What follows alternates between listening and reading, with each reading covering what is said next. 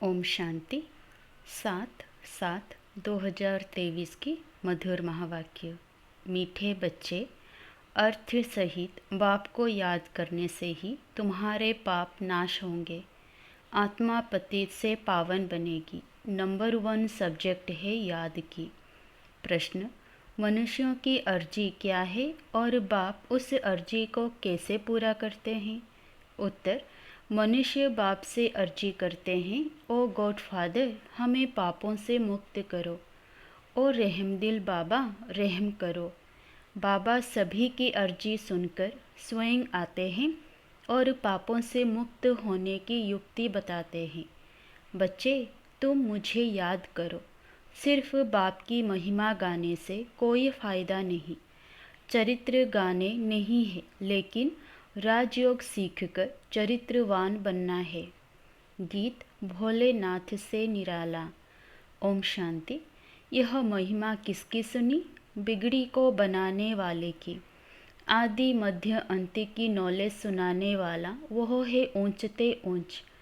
जब कोई समझने के लिए आते हैं तो हमेशा उनको पहली बात समझानी है कि ऊंचते ऊंच भगवान गाया जाता है। ऊंचते ऊंच उनका नाम भी है, ऊंचते ऊंच उनका ठाव व रहने का स्थान भी है। ग्रंथ में भी है, ऊंचा जिसका नाम ऊंचा जिसका ठाव। ऊंचते ऊंच रहने वाला है परमपिता परमात्मा। वह है निराकारी दुनिया, जहाँ निराकार परमपिता परमात्मा रहते हैं। फिर नीचे हैं आकारी और साकारी दुनिया। तो पहले पहले परिचय उनका देना है। परमपिता परमात्मा तो है ही ट्रुथ, वह है रचयिता, फिर है उनकी रचना। ऊंचते ऊंच बीज रूप, फिर उनके नीचे सूक्ष्म वतनवासी ब्रह्मा विष्णु शंकर, वह है रचना। रचयिता सबके ऊपर है, वह रचयिता है बाप, बाकी है रचना। सब एक परमपिता परमात्मा की संतान हैं, इसीलिए हम आत्माएं सब भाई भाई ठहरे। तो परमपिता परमधाम में रहते हैं, उनको ही परमात्मा कहा जाता है। शारीरिक पिताएं तो बहुत है ना। पहले पहले परिचय देना है रूहानी बाप का। उनकी है सब रचना। चित्रों पर भी ध्यान खिंचवाना है। पहले पहले है ऊंचते ऊंच परमपिता परमात्मा, जिसको मनुष्य सृष्टि रूपी झाड़ का चैतन्य बीज रूप कहा जाता है। वह सच्चित आनंद स्वरूप है। सत अर्थात सच कहने वाला। आत्मा भी सत है, वह भी जलती मरती नहीं। सत के बच्चे भी सच्चे होने चाहिए। तुम पहले पहले देवी देवता सच्चे थे। सचखंड स्थापन करने वाला सच्चा बाबा है। ऐसे नहीं कि परमपिता परमात्मा झूठ खंड स्थापन करते हैं, नहीं। सचखंड था, फिर यह भारत झूठ खंड बना है। सच्चा है परमपिता परमात्मा। पतित बनाने वाले को सच्चा नहीं कहेंगे, और सब हैं झूठे। 5 विकार रूपी माया रावण झूठा बनाती है। राम सच्चा, रावण झूठा। रावण ही भारत को झूठा बनाते हैं। कहानी सारी भारत पर है। समझाना है, भारत स्वर्ग था, अब नर्क है। बाप को स्वर्ग बनाने वाला व स्वर्ग का रचयिता कहा जाता है। महिमा भी भारत की है। आदि मध्य अंत का ज्ञान तुमको सुनाते हैं, जिससे तुम त्रिकालदर्शी बनते हो। इसको कहा जाता है स्वदर्शन चक्र। तुम जानते हो कि हम आत्माएं फिर से परमपिता परमात्मा से वर्षा ले रही है। गाया भी जाता है, आत्माएं और परमात्मा अलग रहे बहुकाल। अभी यह मिलन बहुत सुंदर मंगलकारी है। तुम पहले पहले बाप का परिचय देते हो। रचयिता बाप को सर्वव्यापी कहने से फिर यह सिद्ध नहीं होता कि हम सब बच्चे हैं। बच्चे ऐसे नहीं कहेंगे कि हम सब परमपिता परमात्मा हैं। सर्वव्यापी कहने से बाप के साथ वह लव नहीं रहता, ना बुद्धि योग रहता है। भारत का प्राचीन योग मशहूर है। वास्तव में बुद्धि का योग लगाना है बाप से। सर्वव्यापी है तो फिर योग किससे लगाएं? क्या अपने आप से लगाएं? कोई अर्थ ही नहीं निकलता। यहाँ तो तुम अर्थ सहित जानते हो। बाप खुद कहते हैं, मेरे साथ योग लगाने से तुम्हारे विकर्म विनाश होंगे। विकर्म तो होते रहते हैं, संपूर्ण कर्मातीत अवस्था अंत में होगी। अब ज्ञान का अंत होगा तब रिजल्ट निकलेगी। स्कूल में भी कोई किस सब्जेक्ट में तीखे जाते हैं, कोई किस में तीखे जाते हैं। सहज सब्जेक्ट है याद की। बाप को याद किया जाता है। याद से फिर आत्मा अच्छी होगी, बर्तन साफ होगा। आत्मा जो इम्प्योर बनती है वह प्योर बनती जाएगी। ऊंचते ऊंच बाप आकर पढ़ाते हैं और ऊंचते ऊंच पद प्राप्त कराते हैं। तुम मनुष्य से देवता बनते हो। समझते हो कि बरोबर आदि सनातन देवता धर्म था। उनको हिंदू नहीं कहेंगे। भारत का नाम बदलकर हिंदुस्तान राम नाम रख दिया है। आदि सनातन पवित्र देवी देवता धर्म था, जिसको वैकुंठ अथवा स्वर्ग कहा जाता है। वह तो सतयुग है। उनको कहा जाता है नई दुनिया। उनको रचने वाला बाप है। वह है निराकार। सभी कहते हैं ओ गॉड फादर। वह ऊंचते ऊंच रहते हैं। ब्रह्मा विष्णु शंकर को सूक्ष्म देह मिली हुई है। उसको सूक्ष्म लोक कहा जाता है और वह है शांतिधाम, साइलेंस वर्ल्ड। यह है स्थूल वतन। तो पहले पहले जब कोई भी आते हैं तो उनसे फॉर्म भराना है। आत्मा का बाप कौन है? ऊंचते ऊंच तो भगवान को ही कहा जाता है। साधु संत आदि सब प्रार्थना करते हैं। प्रार्थना को रिक्वेस्ट भी कहा जाता है। ओ गॉड फादर, हम अर्जी करते हैं, हमारे पापों को दग्ध करो और रहमदिल बाबा रहम करो। ऐसे ऐसे पुकारते हैं। रहम सभी तो नहीं करेंगे। सब पर रहम करने वाला तो एक ही बाप है। सर्वोदया कहते हैं ना। अब वह क्या करते हैं? कितने पर रहम करते होंगे। वह भी ड्रामा में नूंद है। इस समय जो कुछ चलता है उनसे तुम भेंट करते हो। गीता भागवत में यह बातें है नहीं। गीता है ज्ञान, बाकी चरित्र आदि की तो कोई दरकार नहीं। स्टूडेंट टीचर के चरित्र गाते हैं क्या? मास्टर की बेट महिमा करने से कोई भी फायदा नहीं। बाप की सिर्फ महिमा करना, वह ज्ञान का सागर है, सुख का सागर है।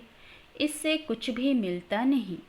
अभी तुम बच्चे समझते हो कि बाबा हमको राजयोग सिखलाए, त्रिकालदर्शी बनाता है, अर्थात तीनों कालों और तीनों लोकों की नॉलेज देता है। तो तुम मास्टर त्रिलोकी के नाथ भी कहला सकते हो, त्रिकालदर्शी भी कहला सकते हो। बरोबर हम तीनों लोकों को जानने वाले नाथ बनते हैं।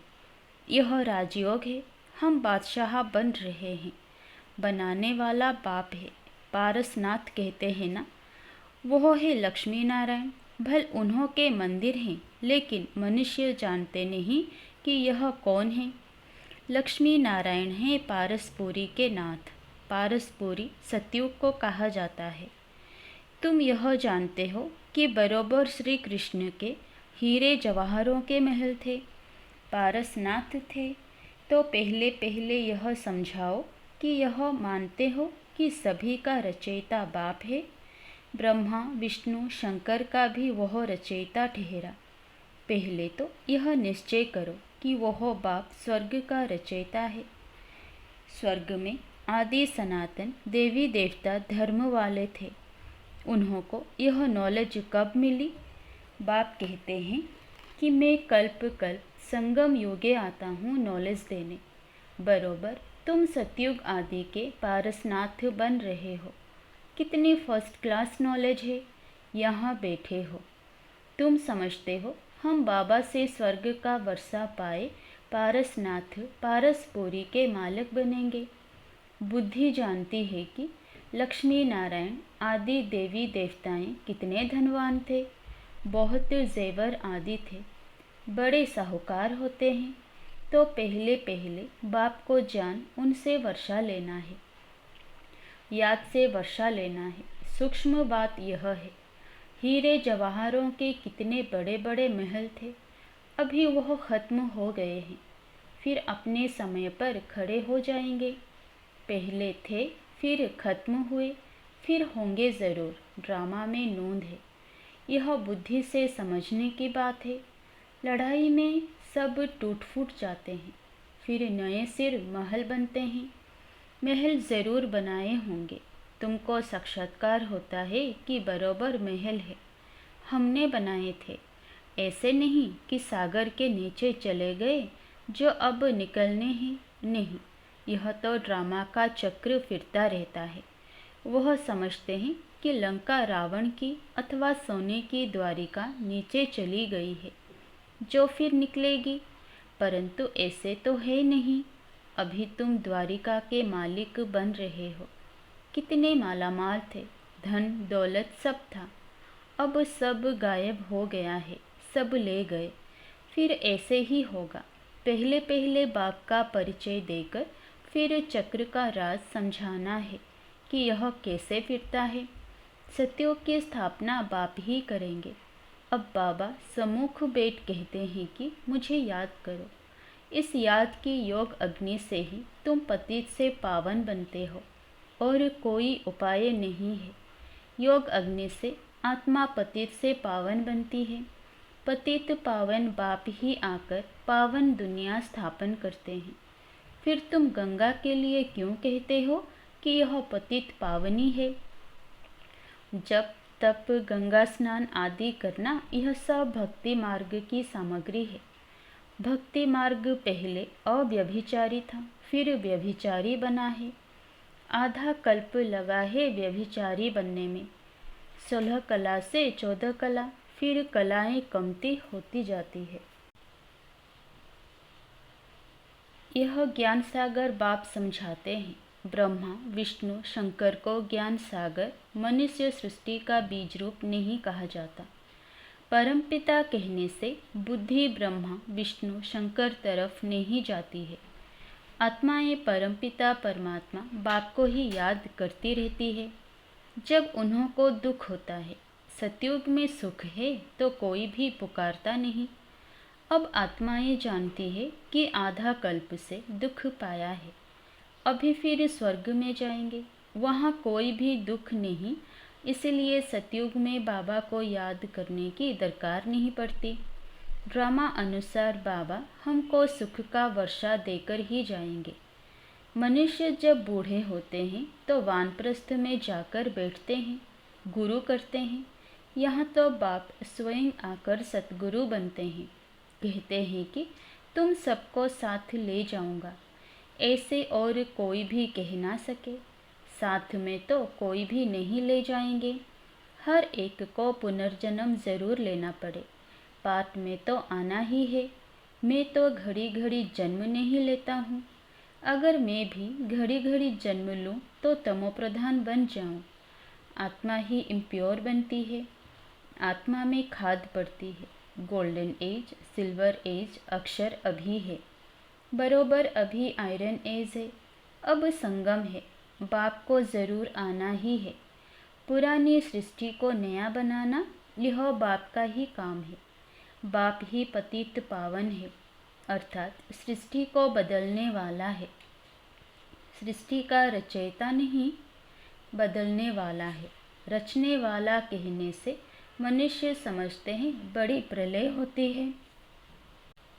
पतित पावन अक्षर ठीक है। साधु लोग भी गाते हैं पतित पावन सीताराम।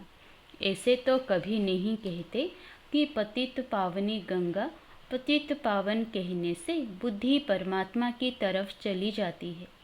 गंगा नदी तो वहाँ भी होती है, परंतु वहाँ सब चीज़ें सतो प्रधान हो जाती है। गंगा भी सतो प्रधान, यहाँ तो तमो प्रधान है। फ्लड्स कर देती है, गावड़ों को डुबो देती है। ब्रह्मपुत्रा कितने गांवों को डुबो देती है। यह है ही दुखधाम। सतयुग में थोड़े ही दुख भोगेंगे, वहाँ तो कायदे से अपना रास्ता लेकर चलेगी। यहाँ रास्ता छोड़ देती है, कभी किस तरफ चली जाती है। वहाँ 5 तत्व सतो प्रधान होने कारण जल भी कभी दुख नहीं देता, यहाँ जल भी दुख देता है। पहले तो यह समझना है कि स्वर्ग का सुख देने वाला कौन है। जरूर बाप ही होगा। अभी तो नर्क है, बाबा आया है। हम प्रजापिता ब्रह्मा के बच्चे, ब्रह्मा कुमार कुमारियां हैं। प्रजापिता ब्रह्मा हो तब नई सृष्टि रचे। मनुष्य से देवता किए। किसने किया? परमपिता परमात्मा ने। श्री कृष्ण तो स्वयं देवता हैं। बाप ही आकर मनुष्य को देवता बनाते हैं। यह तुम अभी जानते हो। आगे तो सिर्फ गाते थे, मनुष्य से देवता किए। जानते नहीं थे कि सतयुग किसने स्थापन किया, रचयिता कौन है। सतयुगी सृष्टि फिर कलयुगी बन जाती है। तो तुम बच्चे समझ गए हो कि यह बड़ा मांडवा है आकाश तत्व का। इसमें खेल होता है। ओपन स्टेज चाहिए ना। मनुष्य पाठ बजाते हैं तो रोशनी भी चाहिए। इसके लिए फिर सूरज चांद सेवा करते हैं। सितारे भी चमकते हैं। जब रात होती है तो रोशनी अर्थात सुख देते हैं। इसीलिए सूर्य देवता चांद देवता कहते हैं। रोशनी आदि का सुख देते हैं ना। अच्छा, मीठे मीठे सिकिलधे बच्चों प्रति माता पिता बाप दादा का याद प्यार और गुड मॉर्निंग। रूहानी बाप की रूहानी बच्चों को नमस्ते। धारणा के लिए मुख्य सार। पहला, ड्रामा के चक्र को यथार्थ रीति समझकर पुरुषार्थ करना है। बाप समान रहमदिल बन सभी पर रहम करना है। दूसरा, बाप सचखंड स्थापन कर रहे हैं, इसीलिए सच्चा होकर रहना है। बाप की याद से आत्मा को स्वच्छ बनाना है। वरदान, सेवा की भावना द्वारा अमर फल प्राप्त करने वाले सदा माया के रंग से मुक्त भव। वरदान, सेवा की भावना द्वारा अमर फल प्राप्त करने वाले सदा माया के रोग से मुक्त भव। जो बच्चे संगम युग पर प्रभु फल, अविनाशी फल, सर्व संबंधों के स्नेह के रस वाला फल खाते हैं, वे सदा ही माया के रोग से मुक्त रहते हैं। और फल तो सतयुग में भी मिलेंगे और कलयुग में भी मिलेंगे, लेकिन सेवा की भावना का प्रत्यक्ष फल, प्रभु फल अगर अभी नहीं खाया तो सारे कल्प में नहीं खा सकते। यह फल ईश्वरीय जादू का फल है। जिस फल को खाने से लोहे से पारस तो क्या, लेकिन हीरा बन जाते हो। यह फल सर्व विघ्नों को समाप्त करने वाला अमर फल है। स्लोगन, अपकारियों पर भी उपकार करने वाले, निंदक को भी मित्र समझने वाले ही बाप समान हैं। अच्छा, ओम शांति।